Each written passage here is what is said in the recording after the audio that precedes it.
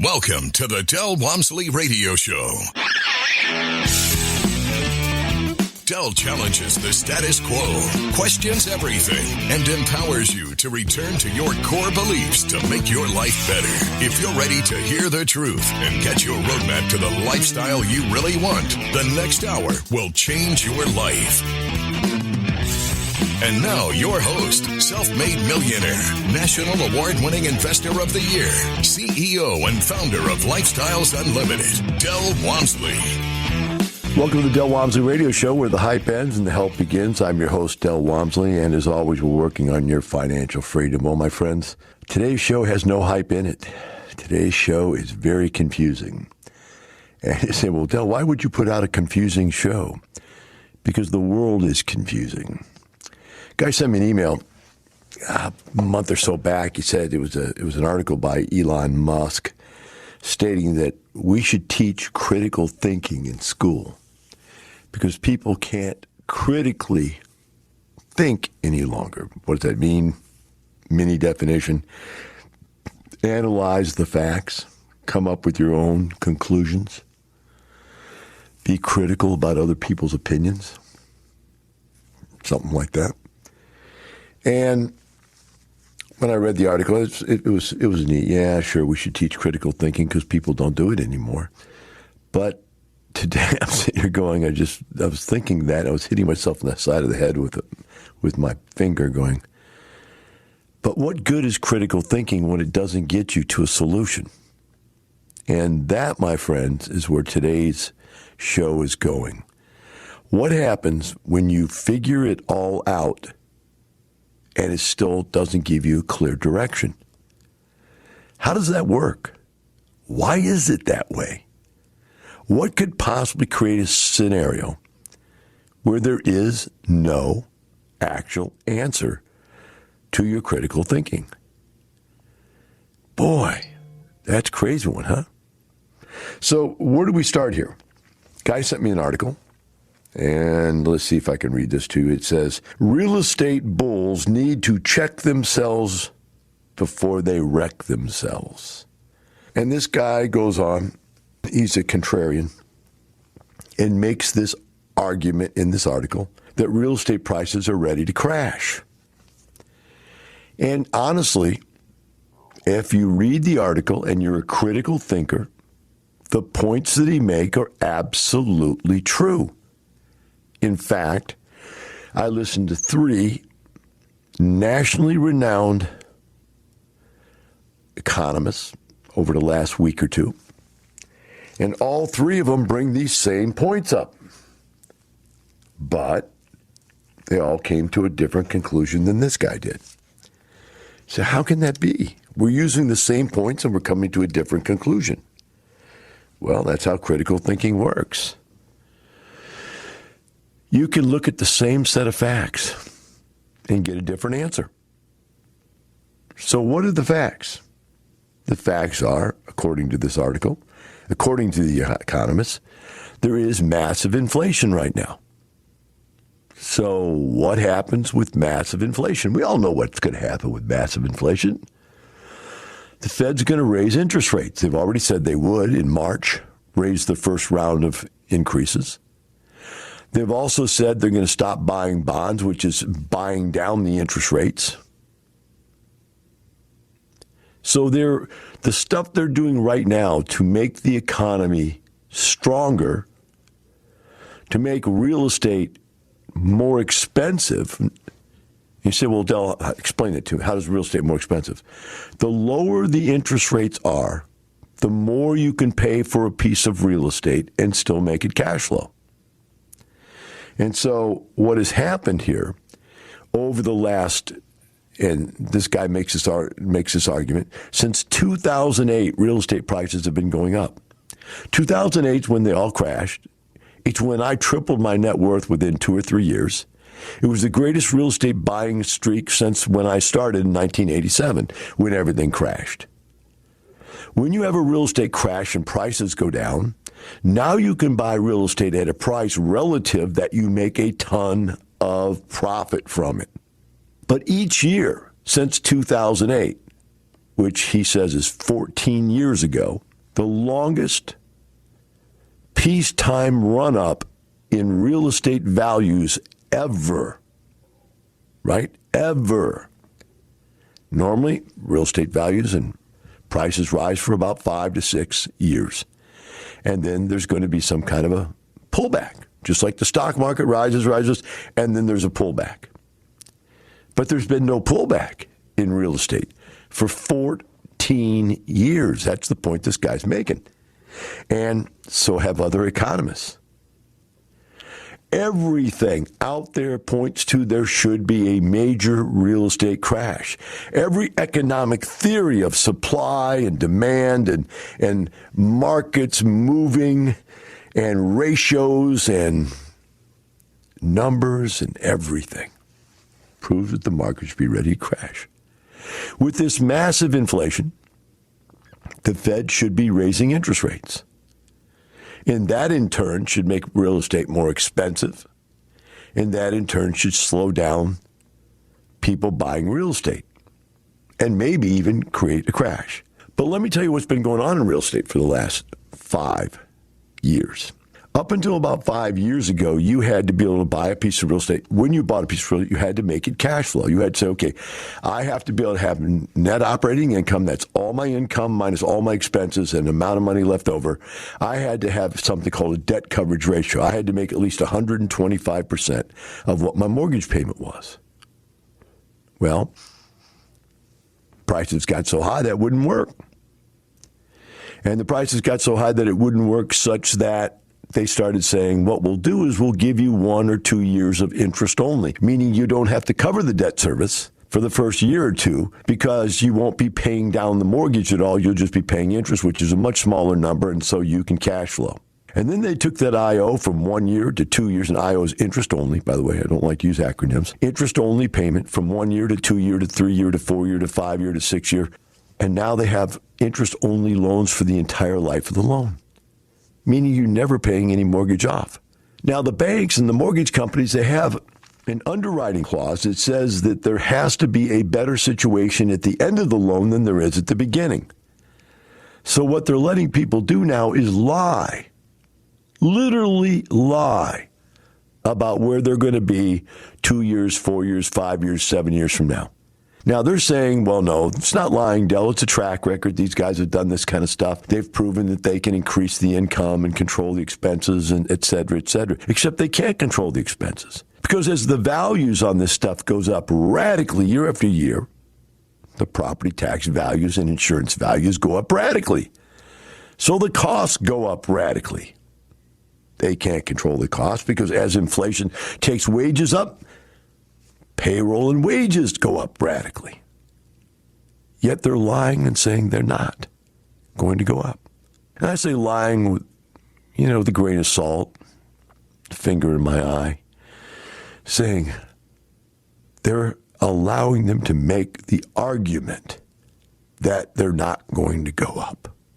And so they're underwriting these things under a set of conditions that are more and more and more dangerous. So now the banks know, they know interest rates are going to go up. So what they've done is they've lowered the interest rate super low on the front end and made it adjustable rate mortgages so that people can still buy real estate with prices way too high, way higher than they should be. I mean, the prices people are paying now is way higher than they should be paying for. This real estate doesn't make any sense. And yet the banks are letting them do it. Why? Because the banks need to make loans to make profits. Because the brokers need to sell real estate to make profits. And because there's so much pent-up money out there that has no place to go. Nobody's paying any returns on money. And so good money is thrown after bad money, and bad money is thrown after good money, and money is just sitting there trying to buy anything and everything it get its hands on. That's the problem, my friends. There's too much money chasing too little investment return. Not investments. There's lots of investments, but investment return. There's no returns on investments anymore. And that is what this guy is pointing out. When we come back from break, I'm going to go into the rest of his points, and then I'm going to rebut them all and tell you the other side of the story. We'll be right back with the Del Walmsley Radio Show.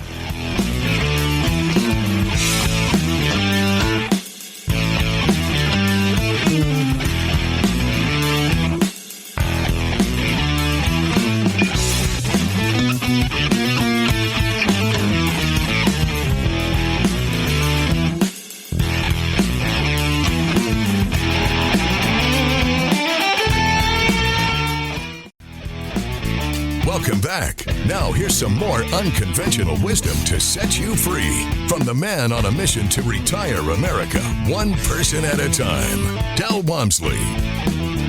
Welcome back to Del Walmsley Radio Show. Today we're discussing an argument of why critical thinking doesn't always work, because sometimes you can look at the same set of facts from two different sides, come up with two different conclusions, and both of them have all the logic in the world behind them necessary to believe that you're right. And then it becomes, what do you want to be right? Where are you at behind the argument becomes the answer to the argument in self-fulfilling type of way. So today we're talking about, the guy wrote an article about, real estate is going to crash. His point is there's massive inflation right now. That massive inflation is going to lead the feds to increase interest rates. The prices of real estate is already overpriced. The financing for real estate, as I was going into right before the break, has become ridiculous. In fact, the loans that most people are putting on deals as of today are a 3-year adjustable rate mortgage, which is going to go up. There's no way interest rates are not going up. We know they're going up, right? And at the end of 3 years, the loan's over. You have to qualify for another loan, and you get a 1 year, you can qualify for one more year if you've raised the income enough to qualify. Then there's one more year after that you can qualify for. So you can qualify for up to 5 years on this loan, and then the loan's done. Well, the banks basically letting themselves get out. They're taking a 3-year risk window is all they're doing. And they're eliminating the risk window by putting an adjustable rate mortgage on it so the interest rates go up. And they're making you buy an insurance policy, which is what we call a cap, where you're paying an insurance company to cap your interest rate at a certain level, which means that if the banks keep going up in interest, at some point you won't feel that, because now the insurance company will take over and start paying the difference in interest rates, right? So he's also saying that because the prices are so high right now, they're starting to overbuild real estate again. The construction of real estate is going up. Now, that's been tethered by the demand for everything, which has been shortened because of COVID. There's, building materials are more expensive. Everything out there, labor's more expensive. Everything is harder to get and more expensive to build right now. So the prices of the stuff that's being built is even higher, which basically bolstered the argument the other direction on the guy. But he's saying there's too much building going on. I don't see that, but that's part of his argument, okay? And then he goes on and says there's a lower population growth. And so even though they're building all this new real estate, there's nobody to fill it up. Now, a better way to look at that, and I don't really know if there's less population growth. I don't really believe there's less population growth, although could be, because I know that as the white race became middle class, we dropped to less than replacement parts kids. In other words, if it takes 2 kids to replace husband and wife, we only have 1.4 kids in our families on average. That means we're not replacing ourselves. Now, we've allowed for people to come from other countries to fill up the country with people, so the labor force continues to grow. We've had minority families that have multiple kids. They still believe in large families. And so it hasn't been a problem for the United States. But what if the whole country gets to that point where it's 1.4 kids? That's where immigration is. That's why they're letting people come across the border, Republicans and Democrats, because they need bodies. They need somebody to buy stuff. They need somebody to do the work. because the middle class and rich people are not willing to do the work. So it also means people to fill up the apartments. Somebody's got to live in all these units, right? All right. That argument can go either way because I don't have the facts to prove that one out. But I will tell you what the economists said. The economists said people are moving out of the cities. People are moving there's two types of migration going on right now. One, out of big cities. COVID is pushing people away from being in a situation where you live on top of each other. People don't like it. COVID has created jobs where you can work from home. You don't need to get on the bus and go to work. You don't need a subway to go to work. You work at home. People don't want to live in those expensive and cramped conditions of New York City, of LA, anymore. So they're moving out of big cities. Number two, they're moving away from Democrats.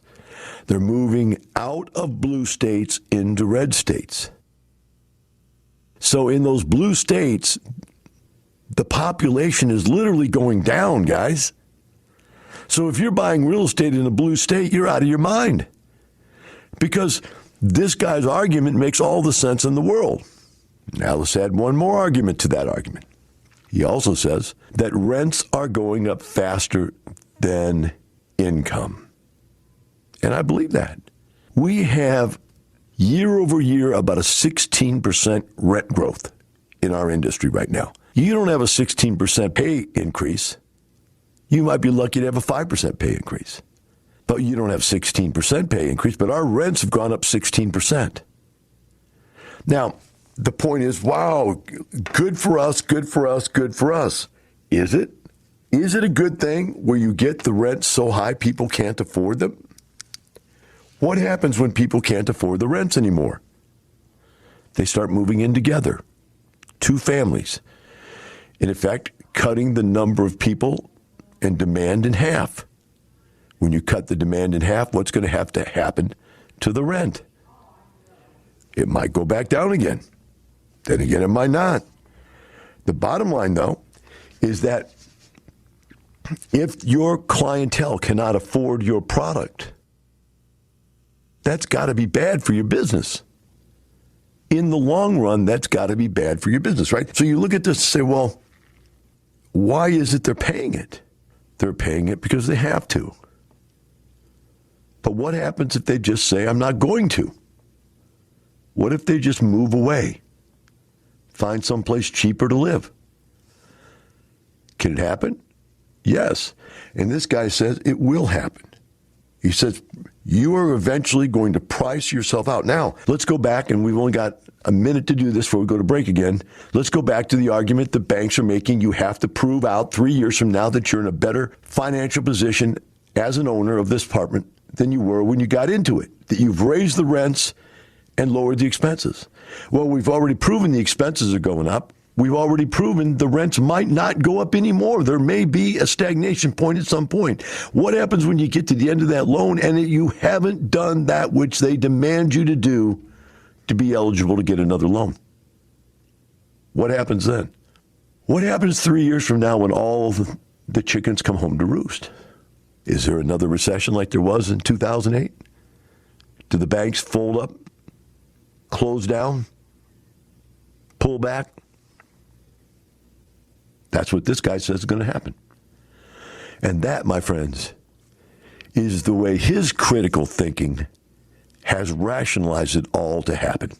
When we come back, I'll tell you what the other side says. We'll be right back with the Del Walmsley Radio Show.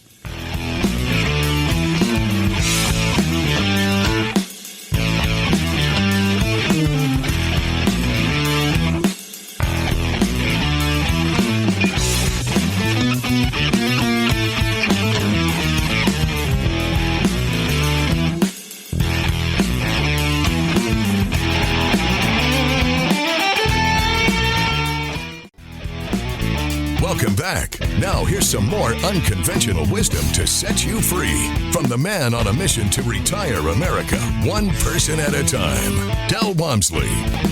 Welcome back to the Del Walmsley Radio Show. Today we're talking about critical thinking, and we're trying to point out to you the fact that You can look at two sides of the same set of facts and come up with completely different ideas as to what's actually going on.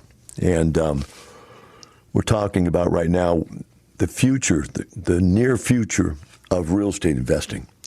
So I listened to this guy the other day that is a syndicator. I realize about a lot of what he says. And I just sit there and I go, well, he actually might even believe his own BS because he says it so loudly and so repetitively.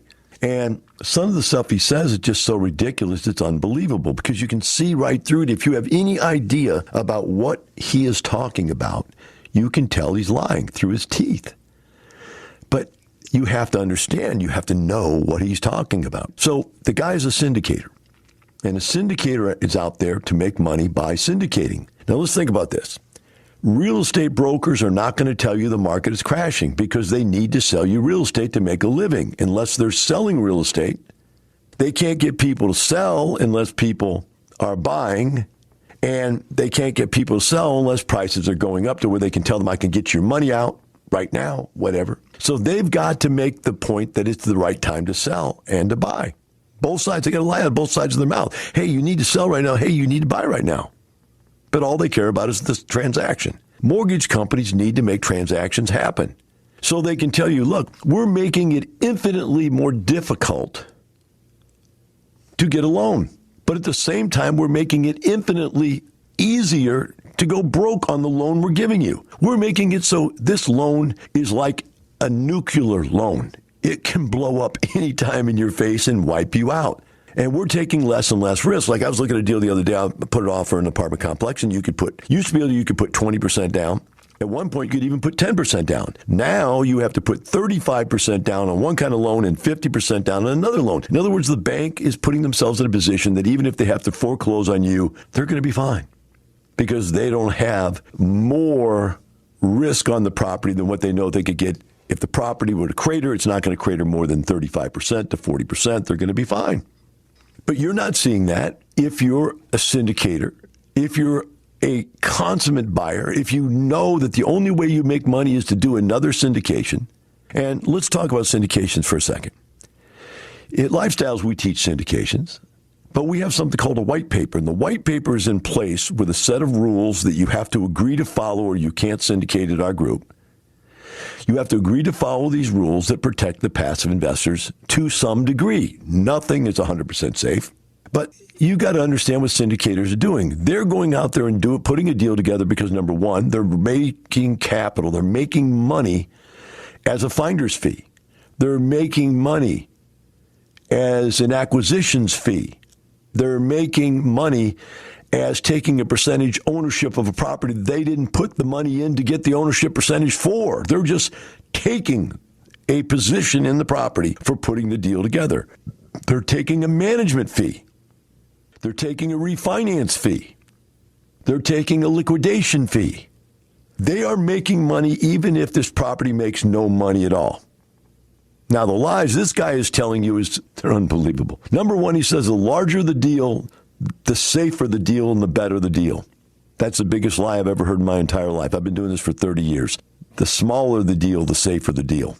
The larger the deal, the more institutional money it's after the deal. The higher the quality asset, the more institutional money is after it. The smarter the people are you're negotiating against, and the higher the price ends up being.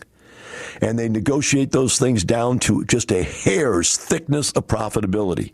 They are very, very, very risky, very, very unprofitable. The rate of return on those deals is almost as low as bonds, 3-4%. And this guy's lying and saying, well, you'll make 4, 5, 6%.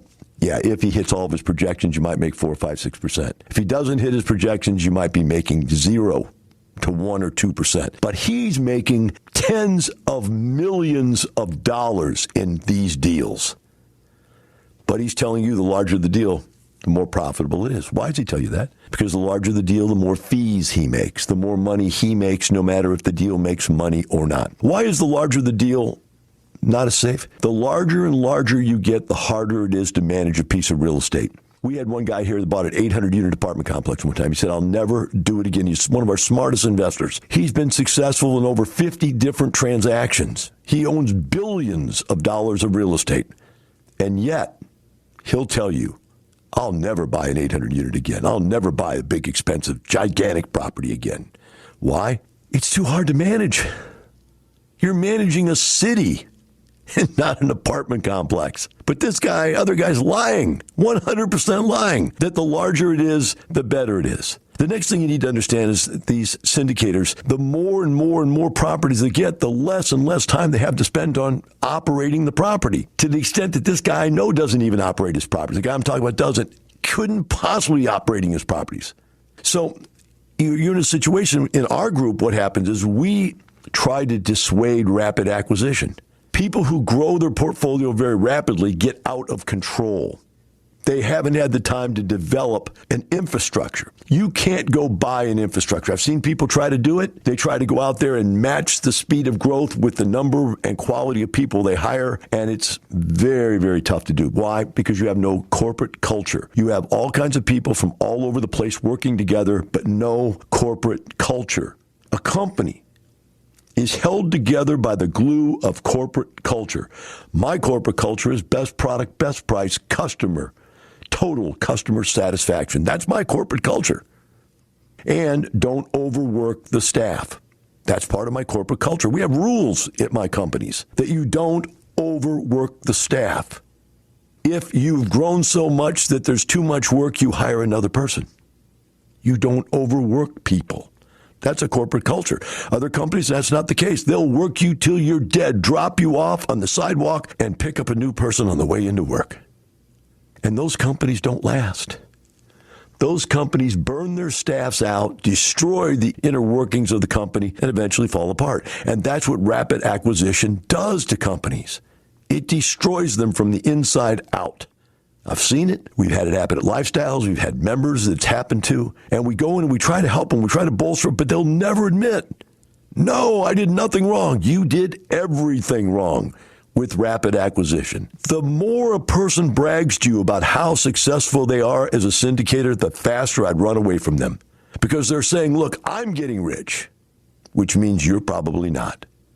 The syndicators in our group, which we call lead investors because they have to qualify and pass a test, and they have to agree to certain rules. That becomes a lead, Lifestyles lead. They are being taught how to grow these businesses without blowing them up. Now, does that mean everybody follows our lead, our rules? No. And some people have to leave. In fact, I've had many people leave. They leave because they want to go do what they want to do.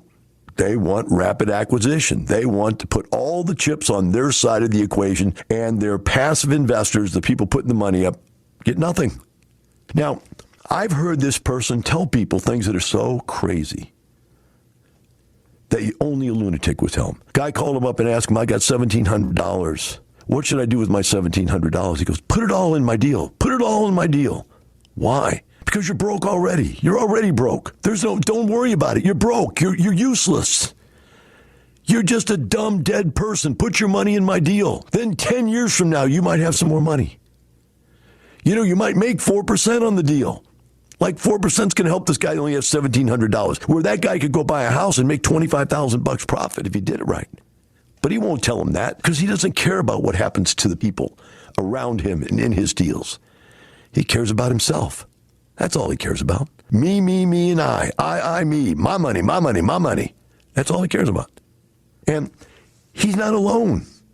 That is the business world out there, the syndicators that want to suck you dry. That's why I don't believe in financial planners. I don't believe in stockbrokers. I don't believe in 401ks and IRAs. These are all gigantic syndicators taking your money for their own benefit.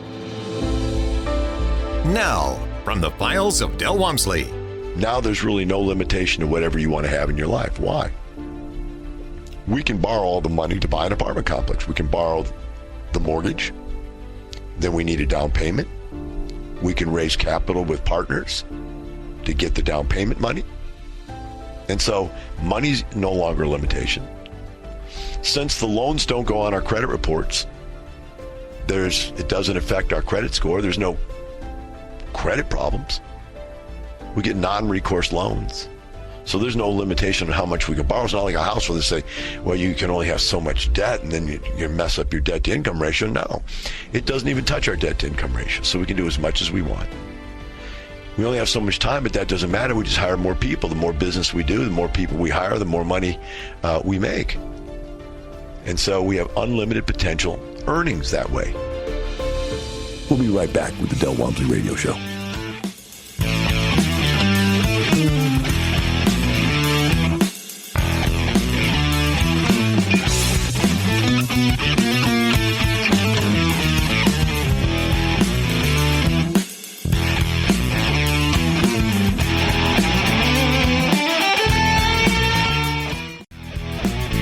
Welcome back. Now here's some more unconventional wisdom to set you free from the man on a mission to retire America, one person at a time, Del Walmsley. Welcome back to Del Walmsley Radio Show. Today we've been talking about critical thinking and how it doesn't always work because you can look at the same set of facts from two different positions and critically think your way into a situation of belief that you're right when really you could be completely wrong. My address, if you want to contact me, is askdel@luinc.com, which stands for Lifestyles Unlimited Inc. So it's askdel@luinc.com, askdel@luinc.com. It's me answering your questions, no one else. I take my own emails and so forth. So if you got something, send it to me, and we'll see if we can get it. If it's good, we'll think about putting it on the radio as a question that we can answer. We're talking about the fact that syndicators, right now when we went to break, syndicators believe that real estate will never go down. In fact, the one syndicator I was talking to you about has literally says this in his podcast, that these deals will never go down. They'll always go up. You're always going to get rich. There's no way that any of these things could go wrong. And that you just got to keep buying and buying and buying and buying and buying. Now, ultimately, for whatever it's worth, I've seen a lot of really good syndicators that believe that for a very, very long time. And then out of nowhere, a black swan event happened and boom, they got wiped out. I've also seen a lot of very, very smart people that I would consider smarter than myself take risks that were unnecessary and go into businesses that were not proven. We had one set of syndicators that got wiped out because they went into student housing. I told them, we don't know anything about student housing. I'm not saying student housing doesn't exist and couldn't possibly be good. I said, but we don't know anything about it. So if you go into it, you're going in blind. And he went in blind and he got wiped out. What can I say? Had another guy go into hospital housing. I said, I don't know if hospital housing works, but I know this. We don't have any idea if it does or not. And he went into hospital housing and he got wiped out. I mean, I just don't understand why people will take these massive risks with other people's money. It's, I guess, the reason they will is because it's not even their money they're risking. They're risking somebody else's. And they can sleep at night. I could never sleep at night. In fact, that's why I don't syndicate anymore. One, I have enough money of my own to invest, but I could be a lot richer if I syndicated. Can you imagine how many people would want to put their money with me? But I'd rather them put their money with themselves and get rich themselves than to give me 20, 25% of the deal and fees and whatever not. I have enough money. Yet these rich syndicators just want more of your money. And they believe they're never going to fail. Never going to fail. They can't even conceive failure. And yet they don't care because it's not their money. And if they do fail, they're losing your money, not their money. And they know it. And they don't care. So well, what does your critical thinking say, Del? My critical thinking believes that there's truths in both sides of this argument. My critical thinking says I've been looking for the last 5 years to put my money now that I have a lot of money. And it's darn hard to find any place that makes a higher rate of return than real estate, even though real estate's returns have been cut in half from what they were 10 years ago and cut by about 4 times from what they were in 2008 when I was making 200, 300, 400% returns. Now we're making about 100% return over a 3-year period of time. That's what I'm seeing in my deals and what most people are talking about in their deals. And so it's about a 30% a year total internal rate of return. Cash on cash is more like 4 to 6%. So the capital gains added to it, blah, blah, blah. The tax advantages added to it, blah, blah, blah. Brings it to about a 30% return, 33 or so percent return. I can't find that anywhere else. And so I keep buying. Last week, I made 4 offers. In fact, was it this week? Might have been Monday. This week, I made 4 more offers. Last week, I made another offer on a big apartment complex, and I haven't heard back on that one yet. But yeah, I'm still making offers. But what I am doing is when I buy these things, I'm buying them with very, very low debt, very, very, very low interest rates. And I'm locking in super low interest rates. And I'm putting a lot of money down so I have a very small debt service so that even if the world crashes, these things still cash flow. And they're still safe investments for me. Why? It's kind of halfway in between, isn't it? It's like, I don't know any place you can get a better return, but I sure am not going to sit out there and be one of these guys saying it could never fail, because it could fail, and it might fail. I'm also keeping some liquid cash. I'm not spending every penny I have, because if it does fail, boomerango. That's when you buy everything you get your hands on when it's crashing. That's when I'd go cuckoo for Cocoa Puffs and start syndicating again, just to get people's money into the game when it should be. When the last crash came, I went and got myself a partner to operate everything so I didn't have to be bothered operating, and started syndicating. Syndicators have time to do one thing: syndicate, raise capital. They don't have time to operate their own properties. And so I got myself an operations guy to take care of the operation. Now, what happened was, after we syndicated a ton of stuff, then all of a sudden I found out I needed to get back involved in operations. Because someone who takes their eye off any business they own will eventually be unhappy with the results of that business. You do have to pay attention to what you do. And so at that point, I stopped syndicating, started paying attention to my own business, worked my way through those deals, made a ton of money, got out and bought my own deals that weren't syndicated. And small enough number of deals I could keep my eyeballs on them. That's the way I did it. So, my friends, you see, that critical thinking doesn't always come up with an answer. Today, you might be more confused today after the show than you were before the show, but at least one thing is you are informed. You're informed about what the potential downfalls are. You're informed about what syndicators are doing and how they're lying to you about the facts. Smaller deals are always safer than larger deals. Larger deals always have a lower rate of return than smaller deals. And syndicators make more money off of big deals than they do off small deals. And that's why they're always going to tell you that the bigger deals are the better deals. They're not. They're more expensive. So remember this. Get out there. Do your own critical thinking. Evaluate the things that I brought to your attention today. Evaluate 10 more articles by other people and figure out where you're going to put your investment dollars. But make sure you follow the rule. Rule 1, never lose money. Rule 2, there's got to be cash flow. And Rule 3, you can't get rich slow. And if you do that, my friends, then you really will live an unbelievable lifestyle. Have a great day. We'll see you tomorrow. The information and opinions you hear on the Del Walmsley radio show are those of the host, Del Walmsley, his guests, and his callers, and do not necessarily reflect the opinions of this station, its affiliates, its management, or advertisers. The Del Walmsley show is for entertainment purposes only. Please consult a professional regarding your personal investment needs. Nothing presented on the Del Walmsley show constitutes an endorsement, recommendation, offer, or solicitation to buy or sell any product or security.